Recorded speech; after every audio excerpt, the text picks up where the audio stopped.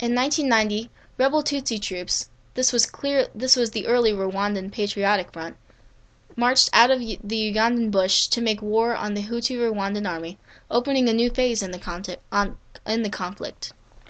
All genocides in modern history have occurred in the midst of war, not because they were its cause or consequence, but because war suspends the rule of law. It systemizes death, normalizes savagery, fosters fear and delusions, reawakens old demons, and unsettles morality and human values. It undermines the last psychological advantages of the future perpetrators of the genocide. The farmer Alphonse summed it up in his own way.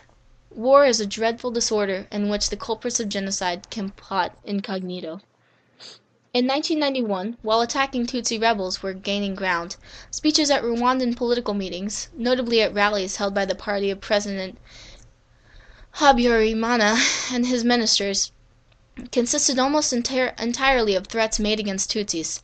In Butare, home of the National University, professors vied with one another to publish historical screeds and anti-Tutsi diatribes. In the broadcast studios of popular radio stations, Radio Rwanda and Radio Mille Collines, the Tutsis were referred to as cockroaches. Announcers, the two best known of whom were Simon Bikindi and Katano Hibimana, used humorous sketches and songs to call openly for the destruction of the Tutsis. Innocent remembers, "Those gentlemen were famous artists, great comic virtuosos. What they said was so cleverly put, and repeated so often, that we Tutsis as well, we found them funny to listen to. They were clamoring for the massacre of all the cockroaches, but in amusing ways. For us, the Tutsis, those witty words were hilarious. The songs urging all the Hutus to get together to wipe out the Tutsis. We laughed out loud at the jokes. The same thing for the Hutu 10 Commandments, which vowed to do us in. We got so used to these things that we didn't listen to the horrible threats anymore." Crimes committed against the Tutsis usually went unpunished.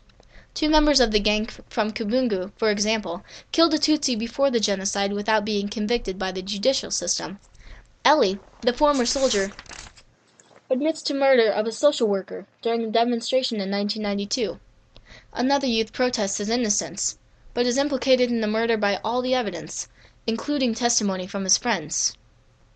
Nevertheless, in this propitious climate for killings on a grand scale, the extermination of Tutsis does not seem to have been considered until the winter of 1993 to 1994, a few months before the downing of Hibyarimana's plane set the plan in motion.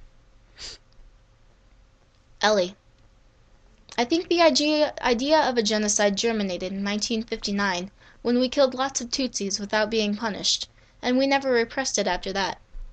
The intimidators and the peasants with hoes found themselves in agreement. As for us, we told ourselves that Tutsis were in the way, but this idea was not always in our thoughts.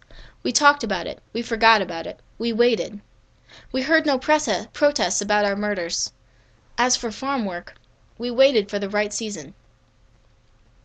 The death of our president was the signal for the final chaos, but as with the harvest, the seed was planted before." The exile of Hibyarimana clan that scattered its important members in the summer of 1994 and the so-called national reconciliation policy of Rwanda's current administration make it difficult today to retrace in detail the path of the genocidal directives issued at the highest level. In the Nyamata district, the burgomaster and sub-prefect, their most reliable stooges, the big shots of the two main Hutu political parties, a few Interahamwe leaders, and officers in the army camp at Gako, fewer than 20 people out of a population of 120,000, were informed by Kigali of the precise plan of extermination, probably at the end of December 1993. UNAMIR people and the chancelleries of the principal countries involved in the region were also briefed. 1 month before the onset of the carnage, civil servants at a certain level, school principals, hospital directors, municipal judges, and some businessmen were let in on the secret, for a total of fewer than 60 people. In Germany, when the decision to commit genocide was actually made, The army, police, government services, and various sectors of civil society, educational institutions, railroads, chambers of commerce, churches, had already been long prepared to carry it out, and the last phase of the destruction of the Jews began without a hitch. Things in Rwanda went equally smoothly. In the early morning of April 7th, 6 or 7 hours after the explosion of the plane, a corps group gave the green light. The administration, army, and police went into action. The soldiers were ready, the militias were gung-ho, plenty of machetes were available, many of them brand new, with stout arms to wield them. Spirits were willing. Orders went out across the country. The killings began, one day after another, at different paces in different regions, but nothing hindered the progress of the massacres. In Germany, as in Rwanda, genocide was undertaken by a totalitarian regime that had been in power for some time. The elimination of the Jew, the Gypsy, or the Tutsi had been openly part of the regime's political agenda from the moment it took power, and had been repeatedly stressed in official speeches. The genocide was planned in successive stages. It thrived in the disbelief of foreign nations. It was tested for short periods on segment of the population. It was tested in Bugesera, for example. Ellie. 1 year was calm, 1 year was hot. And it would happen again, 2 calm seasons, 1 hot. It depended on the attacks of the Inkotanyi. But it might well depend on us, too. We usually observed certain priorities. Teachers and the owners of choice plots of land sat high on the list. Afterward, we might kill little bunches of Tutsis here and there, depending on what situations came up. 1 year, for example, we pushed hundreds of Tutsis alive into the bog at Uruabainanga. Another year we launched bloody raids into classrooms. We might leave a few bodies beside the road for no good reason except to show off the corpses and show what was on our minds. The year 1992 was a burning hot one because of the pressing threat of the Inkotanyi. Those killings were not premeditated. They were rough at the edges, but they still went unpunished. They were, in a way, groundwork for the future. In Germany and in Rwanda, efficient preparations preceded the formal decision on extermination, as if the decision were too appalling to be announced in public until it was already being carried out.